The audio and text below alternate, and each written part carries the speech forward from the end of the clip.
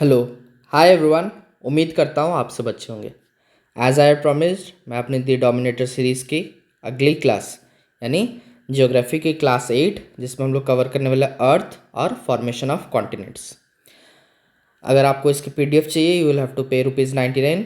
अगर आप नहीं पे कर सकते, कोई बात नहीं, this lecture series are free to all. इससे आप खुद की नोट्स बना के प्रिपरेशन कर सकते हैं। अर्थ को जानने से पहले उसके बाहरी कुछ फैक्टर्स जैसे कि अर्थक्वेक, वोल्केनो, वो सब जानना काफ़ी ज़्यादा ज़रूरी है, क्योंकि इन्हीं सब चीज़ों ने ही इंसानी खोपड़ी में ये चीज़ें डाली कि जिज्ञासा पैदा की कि भाई अर्थ ये चीज़ है क्या। अर्थक्वेक जब मनुष्य ने देखा, वोल्केनो जब देखा, तो उसको लगा कि ये सब कहाँ से निकल रहा है, ये सब धरती के नीचे से ही निकल रहा है। तो फिर धरती को जानना स्टार्ट हुआ। तो हम भी उसी स्टाइल से सबसे पहले बाहरी चीज़ों को ख़त्म करेंगे। सिस्मोलॉजी क्या है? अर्थक्वेक में तो आपने हमेशा सुना ही होगा, seismic waves, Richter scale, Mercalli scale. तो ये सब पहले देख लेते हैं। Seismology, it is the study of seismic waves, यानी earthquake causing waves are known as seismic waves. Seismic waves are the waves of energy caused by the sudden breaking of rocks within the earth.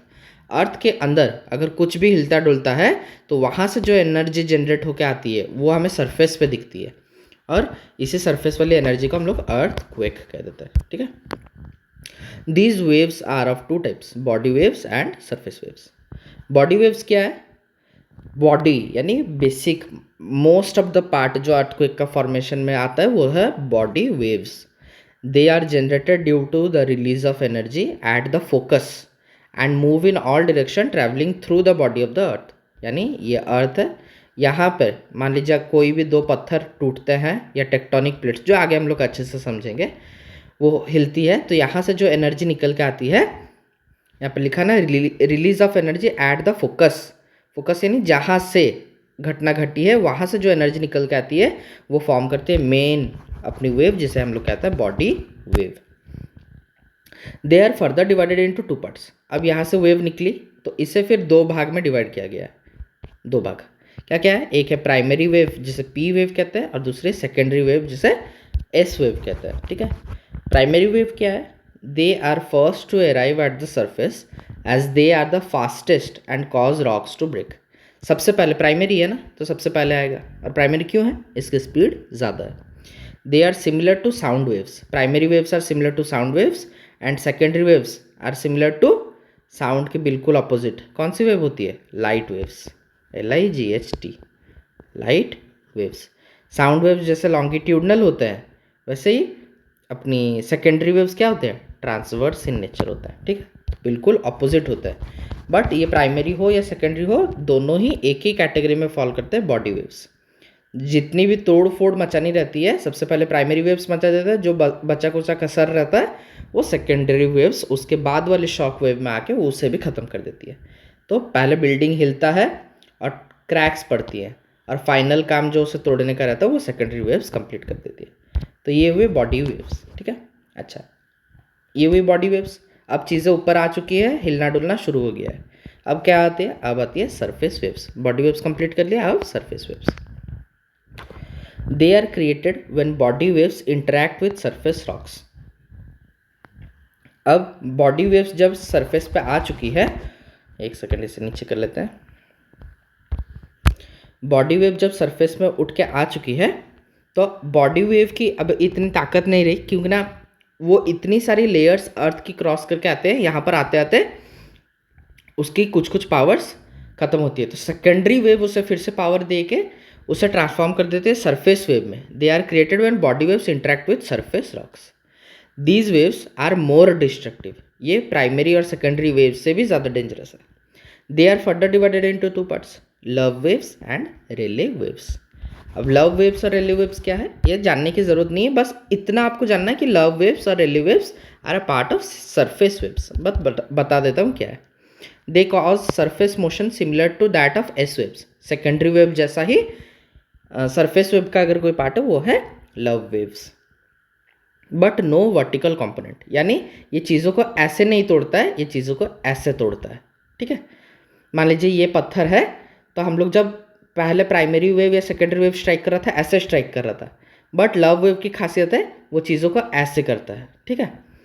Relay waves they make a material oscillate, यानी oscillate आपको समझ में आता है, जैसे to and fro motion वो इतनी बार उसे हिलाता है कि वो बीच से क्रैक कर जाता है। The make a material oscillate, जैसे वाइब्रेट करता है ना, ऐसे करके वाइब्रेट करता है, तो वो उसे इतनी ज़ोर से वाइब्रेट कराता है कि उस पर ज़्यादा दरारें पड़, ऑलरेडी जो दरारें पड़ी हुई हैं जो अपनी प्राइमरी वेव और लव वेव्स ने पड़े, वो उसको इतना ज़ोर से वाइब्रेट करता है कि वो क्रैक्स ट्रांसफॉर्म होके वाइब्रेट होके बड़ी फिशर्स बन के बिल्कुल टूट जाती है। तो अभी तक हमने 4 चीज़ें समझी, body wave, surface wave, body wave 2 भाग में डिवाइडेड है, सरफेस वेव 2 भाग में डिवाइडेड है, पी वेव, एस वेव, और ये है लव वेव और रेले वेव। सबसे पहले आता है प्राइमरी वेव, उसके बाद आता है सेकेंडरी वेव, उसके बाद लव, और उसके लास्ट में रेले, जो बच्चा कुछ काम खत्म कर देता है रेले वेव्स। ठीक है, अच्छा ये सब तो हुआ, आके स्ट्राइक कर दिया। अब इसे कैसे मेजर करेंगे वो भी एक बार देख लेते हैं। How do we measure earthquakes? 2 scale है, एक है रिक्टर स्केल और एक मर्कली स्केल। 2 टाइप के स्केल है जिसमें हम लोग अर्थक्वेक की इंटेंसिटी को मेजर करते हैं।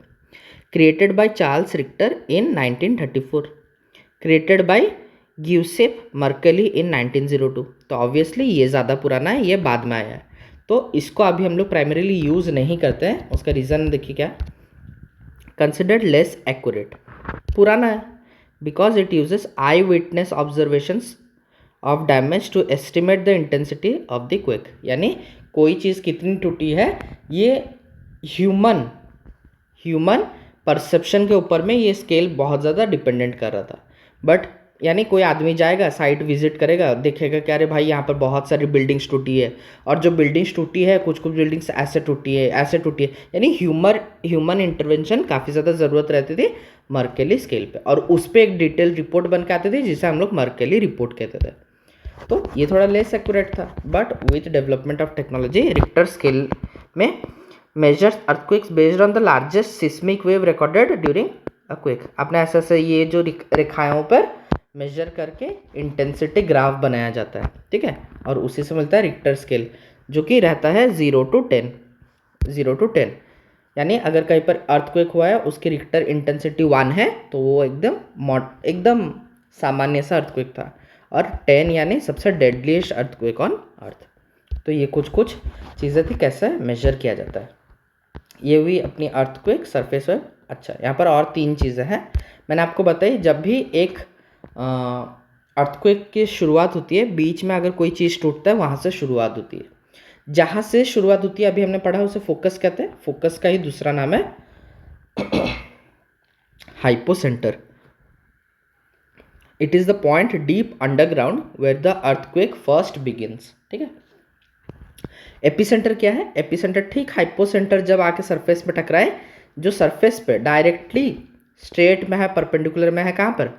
यहाँ पर है हाइपोसेंटर और यहाँ पर है एपिसेंटर। तो हाइपोसेंटर और एपिसेंटर हमेशा एक ही लाइन पे रहता है, बस हाइपोसेंटर अंडरग्राउंड रहता है, एपिसेंटर सरफेस पे रहता है। ठीक है, अच्छा, और सबसे इंपॉर्टेंट कॉन्सेप्ट यहाँ पर आ जाता है शैडो जोन का। ये अर्थ की जो कोर है, आप यहाँ पर देखिए, यहाँ पर आपको एक ये वाली जोन दिख रही है ना, ये वाली और ये वाली, इसे कहा जाता है अर्थ की शैडो जोन। क्यों? पी वेव और एस वेव दो अपनी प्राइमरी वेव और सेकेंडरी वेव जो कि बॉडी वेव का पार्ट फॉर्म करती थी, जब डीपली स्टडी किया गया तो पाया गया कि अगर एक अर्थक्वेक की इंटेंसिटी यहाँ से शुरू होती है तो वो हर तरफ फैलती है, बट 105 यहाँ पर देखिए 105 to 145 डिग्री, इधर भी 105 to 145 डिग्री, इस जगह पे पी वेव्स नहीं पाई गई। यानी ये एक ऐसी जगह है जहाँ पर पी वेव्स नहीं पाई गई, तो इस जगह को क्या नाम दे दिया गया? Shadow zone of P waves. ठीक उसी तरह 105 से 105 कि अगर ये वाली क्षेत्र हम लोग देख ले, यहाँ पर एस वेव्स नहीं पाई गई, तो इसे कहा गया एस वेव्स की शैडो जोन। तो शैडो जोन बेसिकली वो जगह हैं यहाँ पर जैसे कि लिखी हुई है, region where there is an absence of any kind of waves, P waves या एस वेव्स की जहाँ पर एब्सेंस हो, उस जगह को ही हम लोग क्या कहते हैं? Shadow zone. ठीक है, अब ये शैडो जोन क्या है, क्यों है, ये थोड़ा कॉम्प्लिकेटेड चीज़ है। फिर हाँ, यहाँ पर ख़त्म होता है अपना अर्थक्वेक, और यहाँ पर एक बार देख लेते हैं वोल्केनो। वोल्केनो क्या है? आपको तो पता है अर्थ के नीचे, अभी हम लोग आगे डिटेल में पढ़ने ही वाले हैं कैसे नीचे लावा रहता है, और वो लावा जब निकल के ऊपर में आता है, सॉरी अर्थ के नीचे क्या रहता है, हाँ अच्छा यहाँ पर और एक चीज़ समझ जाना, मैग्मा और लावा, ठीक है। मैग्मा क्या होता है, जब तक वही पिघली हुई चट्टाने मिनरल्स ज़मीन के अंदर हो उसे हम लोग कहते हैं मैग्मा, और जब उससे एक वेंट मिल जाए यानी एक पाइपलाइन मिल जाए टू कम आउट उसे हम लोग कहते हैं लावा, ठीक है। तो वोल्केनो के नीचे जब तक रहेगा मैग्मा कहलाएगा, वोल्केनो से बाहर जब निकलेगा उसे हम लोग लावा कहेंगे। तो वोल्केनो बेसिकली 4 टाइप्स की होती हैं, उन 4 टाइप्स को यहाँ पर हम लोग देख लेते हैं। शील्ड वोल्केनो, शील्ड यानी कैप्टन अमेरिका की शील्ड देखिए ना, कुछ इस तरह का कवच जैसा, तो यहाँ पर ऐसे कवच जैसा यहाँ पर बना हुआ है, तो इसलिए इसे कहते हैं शील्ड वोल्केनो। ये जो 4 के 4 एग्जाम्पल आपको याद करने, कौन से वोल्केनो की कौन सी एग्जाम्पल है। कंपोजिट वोल्केनो यानी एक ऐसा वोल्केनो जिसके बहुत सारे मुंह हो, इधर है इधर भी है, ठीक है, तो इसे कहते हैं कंपोजिट यानी बहुत सारा। लावा डोम्स यानी एक बिल्कुल ऐसे सी शेप का यहाँ पर वेंट बन गया होगा। और सिंडर कोन्स बोलने से smallest single vent erupt cinder salt and rocks, यानी वोल्केनो का मुंह यानी जो वेंट है जब ज़रूरत से ज़्यादा छोटा हो जाए तो वहाँ पर काफ़ी ज़ोर से ब्लास्ट होके हाइट तक लावा निकल के आती है। क्यों, आप खुद सोचिए, अगर पाइप की ओपनिंग सरफेस इतनी ज़्यादा चौड़ी है तो वहाँ से आराम से वोल्केनो धीरे धीरे फ्लो करेगा, बट उसी पाइप को अगर हम लोग इतना छोटा कर दे तो यहाँ से जो वोल्केनो निकलेगा वो काफ़ी ज़्यादा हाइट तक पहुँचेगा। तो वही डिफरेंस है ये चारों टाइप के वोल्केनोस का, ठीक है। मैग्मा और लावा के भी डिफरेंस मैंने आपको बता दी। अच्छा, उसके बाद आते हैं कॉम्पोजिशन ऑफ अर्थ। अभी हम लोग पढ़ेंगे लेयर्स ऑफ अर्थ, ठीक है। सबसे पहले ये वाली स्ट्रक्चर देखिए, यहाँ पर एक डायग्राम बनी हुई है।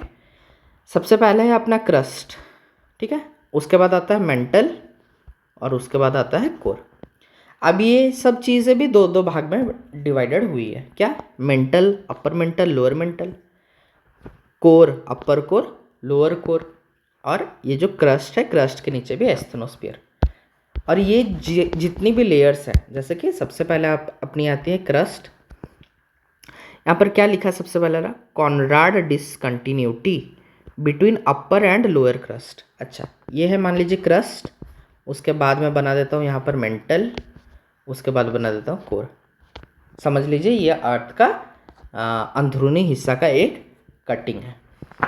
क्रस्ट भी 2 भाग में डिवाइडेड है, क्या क्या, upper crust and lower crust. Mantle भी 2 भाग में डिवाइडेड है, upper mantle and lower mantle. और कोर भी 2 भाग में डिवाइडेड है, upper core and lower core. Discontinuity किसे कहते हैं, यहाँ पर देखिए सब में लिखा है डिसकंटिन्यूटी। तो डिसकंटिन्यूटी किसे कहते हैं, डिसकंटिन्यूटी कहते हैं वो जो लेयर्स को डिवाइड करने वाली जगह है, यानी ये वो जगह है जहाँ पर अपर और लोअर के अंदर में हमें कुछ डिफरेंसेस देखने को मिलती है। तो इसे हम लोग नाम दे देते हैं क्या, कि यहाँ से एक डिफ्रेंशिएशन क्रिएट हो रहा है।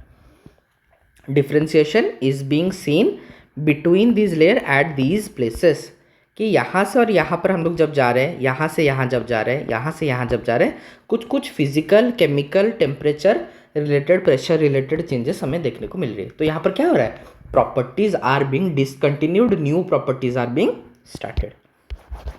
तो सबसे पहला आता है कॉनराड डिसकंटिन्यूटी, जो अपर क्रस्ट और लोअर क्रस्ट के बीच में है। ठीक उसी तरह लोअर क्रस्ट और अपर मेंटल के बीच में है, उसे कहते हैं मोहोविसिच। और अपर मेंटल लोअर मेंटल के बीच में है, उसे हम लोग कहते हैं रैपिटी। लोअर मेंटल और अपर कोर के बीच में है ग्यूटेनबर्ग डिसकंटिन्यूटी। और लास्ट में आउटर कोर और इनर कोर के बीच में है, उसे कहते हैं लेहमैन डिसकंटिन्यूटी। तो डिसकंटिन्यूटी कुछ नहीं है, सिंपल वो जगह है जहाँ पर हम लोग अगर अपर क्रस्ट टू लोअर क्रस्ट जा रहे हैं तो यहाँ पर हमें अपर क्रस्ट की कुछ खूबियाँ यहाँ पर देखने को नहीं मिलती, यहाँ पर कुछ नई खूबियाँ हैं जो यहाँ पर देखने को नहीं मिलती। तो this places discontinue the properties. तो 5 बड़े बड़े साइंटिस्ट जियोलॉजिस्ट के नाम पे 5 डिसकंटिन्यूटी के नाम पड़ी है। तो यहाँ पर भी वही लिखा है कि सबसे पहले तो अपना क्रस्ट आता है, उसके बाद मेंटल आता है और उसके बाद कोर आता है। और क्रस्ट भी दो भाग में डिवाइडेड है, मेंटल भी दो भाग में डिवाइडेड है, कोर भी दो भाग में डिवाइडेड है, वही लिखा है।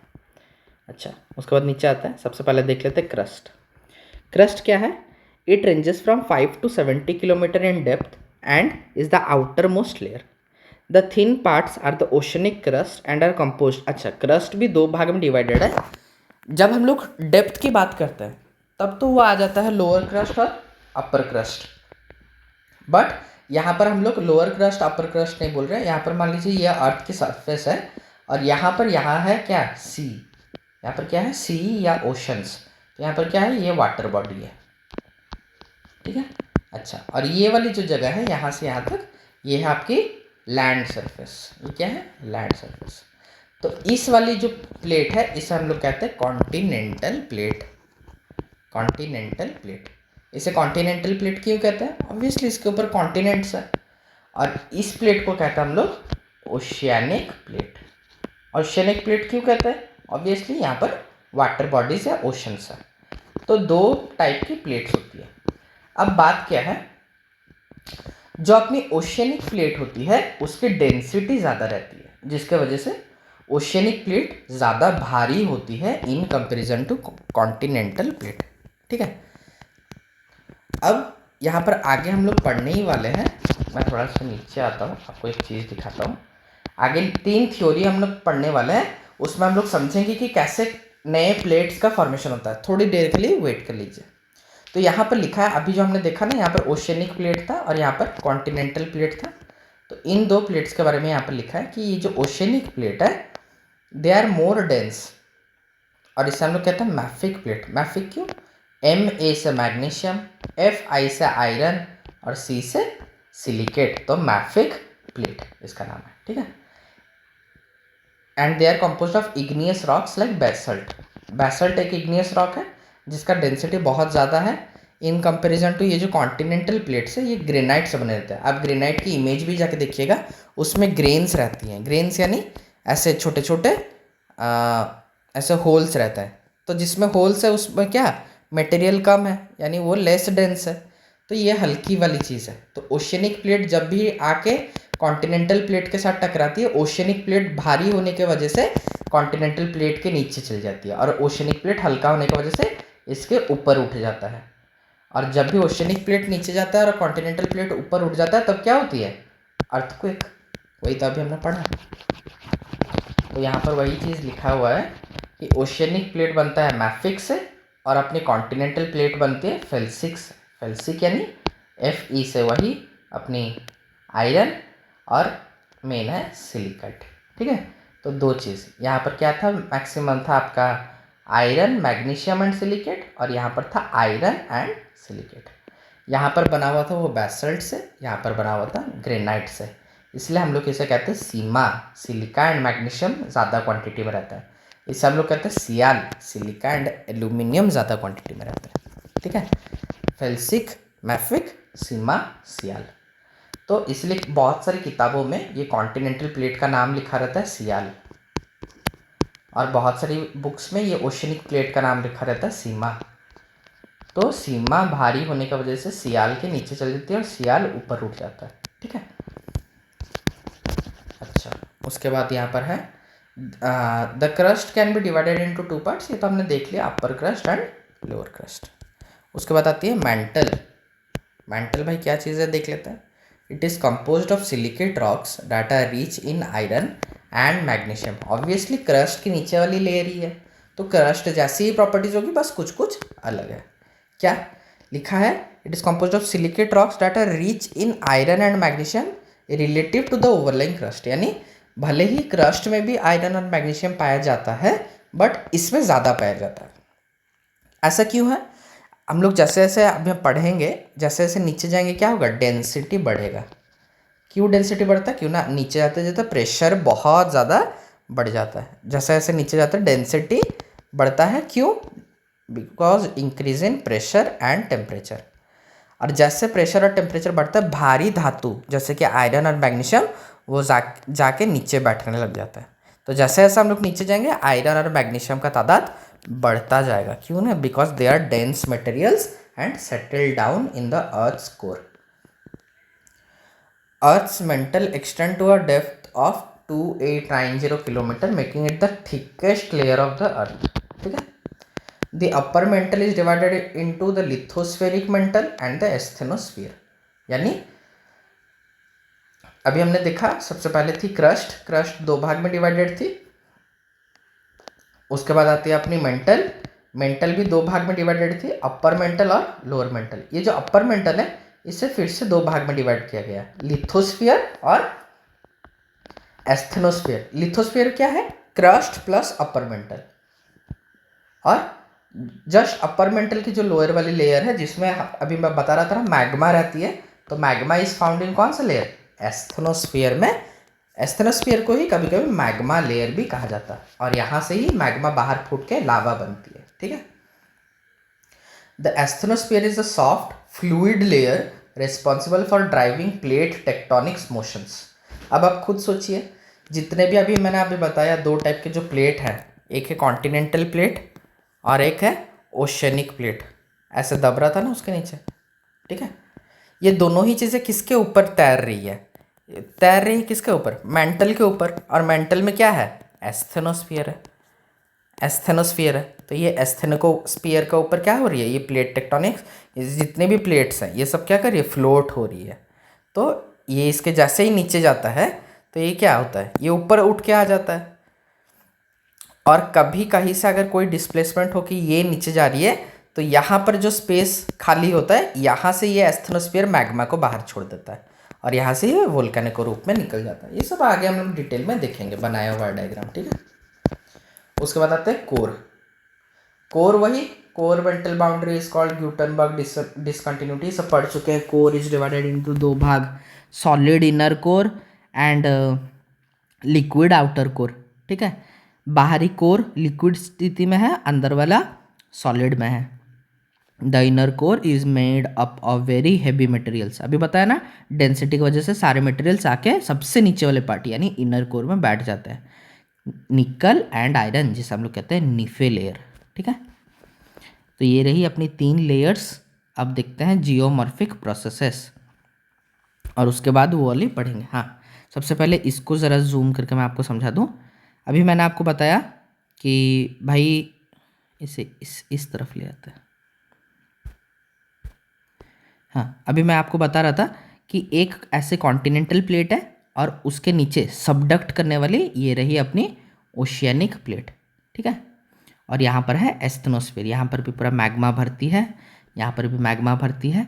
जैसे ही ये नीचे जाता है यहाँ से मैग्मा निकल के आ जाता है. जैसे ही उसे थोड़ा सा भी स्पेस मिलता है मैग्मा फूट के बाहर आ जाता है. अच्छा, हर बार ऐसा नहीं होता.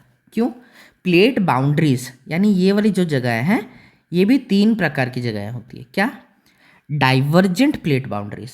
अभी आप खुद सोचिए, यहाँ पर जब ये लेयर आके इसके नीचे जा रही थी तो उसके भी लग के तो यहाँ पर और एक लेयर होगा. तो यहाँ से अगर आप देखें तो यहाँ पर क्या हो रही है? लेयर्स अलग अलग हो जा रही है. तो इस तरह की बाउंड्रीज जहाँ पर लेयर्स दूर हो जा रही है, ये जो स्पेस क्रिएट हो जा रहा है जहाँ से वोल्केनो मैग्मा बाहर निकल रहा है, इसे हम लोग कहते हैं डाइवर्जेंट. डाइवर्जेंट यानी दूर जा रही है, एक लेयर इधर एक लेयर उधर. अच्छा, यहाँ से अगर वो डाइवर्ज कर रही है तो यहाँ पर आके क्या हो रहा है? कन्वर्ज कर रही है, टकरा रही है. तो इसलिए इसे कहते हैं कन्वर्जेंट बाउंड्रीज, जहाँ पर लेयर्स आके टकराती है. और कुछ कुछ एक्सेप्शनल केसेस में ऐसा बिल्कुल भी नहीं होता है. इसे मिटाते हैं. कुछ कुछ केसेस में यहाँ पर कर लेते हैं. जैसे कि अभी मैं आपको क्या बता रहा था कि कॉन्टिनेंटल प्लेट भारी होती है, ओशियनिक प्लेट हल्की होती, सॉरी कॉन्टिनेंटल प्लेट हल्की होती है, ओशियनिक प्लेट भारी होती है, जिसकी वजह से ये नीचे चले जाता है. कभी कभी ऐसा स्थिति आता है कि दो ओशियनिक प्लेट या same to same 2 continental plate सामने आ जाती है. तब बताइए, ये दोनों तो इक्वल है, ये दोनों भी इक्वल है, कौन किसके नीचे जाएगा कैसे डिसाइड होता है? तब ये सब क्या होते हैं? यहाँ पर घर्षण पैदा होती है. ये दोनों एक दूसरे के साथ पास आके जस्ट स्लाइड करती है, लेफ्ट राइट. कोई किसी के नीचे जा ही नहीं पाता है. ये भी लेफ्ट राइट. तो ये एक दूसरे को बिल्कुल घिसती रहती हैं. तो इस तरीके के प्लेट्स को हम लोग क्या कहते हैं? यहाँ पर थर्ड टाइप की प्लेट, जिसे हम लोग कहते हैं ट्रांसफॉर्म प्लेट बाउंड्रीज. जहाँ पर ना कोई किसी के ऊपर जाता है ना कोई नीचे जाता है, इसे कहते हैं ट्रांसफॉर्म प्लेट बाउंड्रीज। अच्छा, उसके बाद यहाँ पर एक छोटी सी मैंने डायग्राम ऐड की हुई है, इसे मिटा देते हैं। अर्थ मूवमेंट्स, ये कुछ खास इंपॉर्टेंट तो नहीं है, बट आपको क्या पता ज़रूरत पड़ जाए, तो इसलिए मैंने यहाँ पर इसे ऐड कर दिया है। क्या क्या है? स्लो मूवमेंट्स और अच्छा पहले दो चीज़ें हैं, एंडोजेनेटिक और एक्सोजेनेटिक। आज हम लोग अर्थ पे जो भी फीचर्स देख रहे हैं, चाहे वो छोटी सी रेत की कण हो या बड़ी सी पहाड़ हो, किसी ना किसी तरीके से एनर्जी का एक फॉर्म का लास्ट का स्वरूप वो है। कहीं से कुछ एनर्जी निकली होगी और उस एनर्जी ने किसी को या तो कंप्रेस किया होगा या तो टेंशन दिया होगा, तो उसके वजह से कुछ लैंडफॉर्म्स आज हमें देखने को मिलती है। ठीक है, पहाड़ी भी बना है, तो पहाड़ी कैसे बना होगा, तो उसके पीछे भी कोई ना कोई एनर्जी रहता है। तो वही लिखा है कि अगर वो चीज़ धीरे धीरे बन रही है, उसे हम लोग कहते हैं डायस्ट्रॉफिज्म या डायस्ट्रॉफिक फोर्सेस, जिसमें बहुत ज़्यादा स्लो मूवमेंट होता है। जैसे कि पहाड़ बनने की प्रक्रिया, ओशन बनने की प्रक्रिया, सी बनने की प्रक्रिया, लेक बनने की प्रक्रिया, ये सब क्या है? टाइम टेकिंग प्रोसेस है। लेक, पहाड़, हिमालय कोई एक दिन में नहीं बना था, ये धीरे धीरे बनती है। ठीक है, और उसी जगह पे और एक चीज़ है एक्सोजेनेटिक, ये हुई एंडोजेनेटिक, जहाँ पर एनर्जी अर्थ के नीचे यानी कोर से निकल के आती है। जैसे कि हम लोग अभी पढ़ रहे थे ना, वोल्केनो हुआ, अर्थक्वेक हुआ, ये सब बाहर से नहीं होती, ये सब अर्थ के सरफेस के नीचे से एनर्जी आती है, जिसका वजह से वोल्केनो फूट के बाहर आता है। और अर्थक्वेक, दो प्लेट बाउंड्रीज टकराती है तो सरफेस एनर्जी ऊपर आती है, सॉरी अंडरग्राउंड एनर्जी सरफेस पे आती है। तो दो भाग में डिवाइडेड है, एंडोजेनेटिक जहाँ पर एनर्जी अर्थ के नीचे से आती है, एक्सोजेनेटिक जहाँ पर अर्थ के सरफेस का ऊपर ही कुछ ऐसा काम होता है जिसकी वजह से हमें लैंडफॉर्म्स देखने को मिलती है। ठीक है, अब ये फिर दो भाग में डिवाइडेड है। क्या? अगर वो बहुत ज़्यादा धीरे है वो है डायस्ट्रॉफिज्म, अगर बहुत ज़्यादा तीव्र गति में बढ़ रहा है उसे कहते हैं कैटास्ट्रॉफिज्म। कैटास्ट्रॉफिज्म में अर्थक्वेक और वोल्केनो आता है। क्यों? अर्थक्वेक और वोल्केनो तुरंत आता है ना, सडन आता है, तो इसीलिए वो सडन मूवमेंट को शो करता है। कैटास्ट्रॉफिज्म, अर्थक्वेक आया तुरंत आ गया, उसमें कुछ साल दर साल, महीना दर महीना ऐसे कुछ भी नहीं लगता है। वोल्केनो फूटता है तो तुरंत फूट जाता है। बट डायस्ट्रॉफिज्म में देखिए क्या क्या एग्जांपल्स है, एपिरोजेनिक और कॉन्टिनेंट फॉर्मिंग, ओरोजेनिक और माउंटेन बिल्डिंग। तो ये सब आपको दिख रहा है कैसे, ये सब टाइम टेकिंग प्रोसेस है। कॉन्टिनेंट प्लेट बनना, ओशियनिक प्लेट बनना, माउंटेन्स बनना, हिल्स बनना, ये सब क्या है? टाइम टेकिंग प्रोसेस है। तो इसलिए इसे हम लोग डायस्ट्रॉफिज्म में प्लेस करते हैं। उसके बाद एक्सोजेनेटिक में क्या होता है? वेदरिंग एंड इरोजन, ये सब आता है एक्सोजेनेटिक में। वेदरिंग और इरोजन तो आपको पता है, ड्यू टू फिजिकल, केमिकल और बायोलॉजिकल चेंजेस क्या होती है? बड़ी बड़ी चट्टानें बिल्कुल टूट के बिखर के छोटी छोटी सॉइल्स बन जाते हैं। तो यहाँ पर क्या होता है? इसमें धूप लगती है, इसमें बारिश के पानी गिरती है, जिसके वजह से लगातार इसमें क्या होता है? एक्सपेंशन और कॉन्ट्रैक्शन। एक्सपेंशन होता है और फिर कॉन्ट्रैक्शन होता है, जिसकी वजह से इसके जो सारे कण हैं वो ढीले पड़ जाते हैं और ढीले पड़ के सॉइल का रूप ले लेते हैं। तो ये सब क्यों होता है? ये सब सरफेस के ऊपर होता है, इसलिए हम लोग कहते हैं एक्सोजेनेटिक। तो इसलिए इसे हम लोग दो भाग में डिवाइड किए थे। अच्छा, तो यहाँ पर देखिए ओरोजेनिक यानी माउंटेन बिल्डिंग सबसे ज़्यादा हमारे लिए इंपॉर्टेंट है। क्यों इंपॉर्टेंट है? यहाँ पर दो चीज़ें लिखी हुई है, एक है टेंशन और एक है कंप्रेशन। टेंशन यानी क्या? दो चीज़ें एक दूसरे से टकरा रही है, सॉरी गलत बताया। टेंशन यानी क्या? दो चीज़ें ऑपोजिट डायरेक्शन में एक दूसरे को खींच रही है। मान लीजिए ये एक बॉक्स है, इसके दो हैंडल्स है, एक आप खींच रहे हो, एक मैं खींच रहा हूँ। तो इस पर हम लोग क्या कर रहे हैं? टेंशन फोर्स अप्लाई कर रहे हैं, और इसी टेंशन फोर्स को जियोग्राफी के भाषा में इसे हम लोग कहते हैं क्या? इसे हम लोग कहते हैं फॉल्टिंग। अच्छा, फॉल्टिंग क्या होती है? अब मान लीजिए आप इस डायरेक्शन में खींच रहे हो, मैं इस डायरेक्शन में खींच रहा हूँ, थोड़ी देर बाद क्या होगा? ये दो भाग में डिवाइड हो जाएगा कुछ इस तरह से। तो यहाँ पर ये जो जगह बन गया ना, कप लाइक स्ट्रक्चर, ये वाली जो बीच वाली जगह बनी, तो ये क्या होगा? ये बन गई एक तो फॉल्ट। फॉल्ट यानी एक खांचा बन गई, और यहाँ से फिर नदी बहने लगती है, इसे हम लोग कहते हैं फॉल्टिंग। अच्छा, इसकी बिल्कुल अपोजिट चीज़ है। मान लीजिए यहाँ पर एक बॉक्स था और यहाँ पर भी एक बॉक्स था, और ये दोनों के बीच में ऐसे कुछ भी सॉयल भरती हुआ था। आप यहाँ से इसे पुश कर रहे हो, मैं यहाँ से इसे पुश कर रहा हूँ, तो कुछ देर बाद क्या होगा, ये दोनों बिल्कुल आके सट जाएंगे और यहाँ वाली ये जो जितनी भी सॉइल है ये सब ऊपर में आके ऐसे जम जाएंगे। तो इसे ही हम लोग कहते हैं फोल्डिंग। फोल्डिंग में क्या होता है, आप जैसे ही एक पेपर को दो तरफ से खींचते हो तो उसमें कुछ ऐसा वेव लाइक स्ट्रक्चर बन जाता है ना, तो इसी से बनता है पहाड़, तो इसलिए इसे कहते हैं फोल्डिंग। आई होप आपको फोल्डिंग और फॉल्टिंग समझ में आया होगा। इसका डेफिनेशन भी यहाँ पर दी हुई है। अच्छा, अभी तक जो भी पढ़ा उसकी समरी ये है, बस इसे थ्योरी का नाम दे दिया गया। तो ये अभी तक हमने जो भी पढ़ा उसे 3 भाग में बोला जाता है कि अर्थ 3 थ्योरी से बनी हुई है। सबसे पहली थ्योरी थी कॉन्टिनेंटल ड्रिफ्ट थ्योरी, यानी एक साहब थे जिनका नाम था एल्फ्रेड वेगनर। उन्होंने 1912 में एक थ्योरी दी कि भाई देख, हाँ इसे जूम करते ज़रा सा, कि भाई देख, सबसे पहले एक ही अपना ऐसे मास था, लैंड मास, जिसका नाम था पैंजिया। पैंजिया 2 भाग में डिवाइड होता है, लॉरेशिया और गोंडवाना लैंड। फिर इस गोंडवाना लैंड से 2 अलग अलग भाग में अपने 6-7 कॉन्टिनेंट बनती है और फाइनली आज का दुनिया बन के रेडी होता है। इसको बोलते हैं कॉन्टिनेंटल ड्रिफ्ट थ्योरी, यानी कॉन्टिनेंट्स ड्रिफ्ट कर रही हैं, एक दूसरे से अलग होते जा रही है।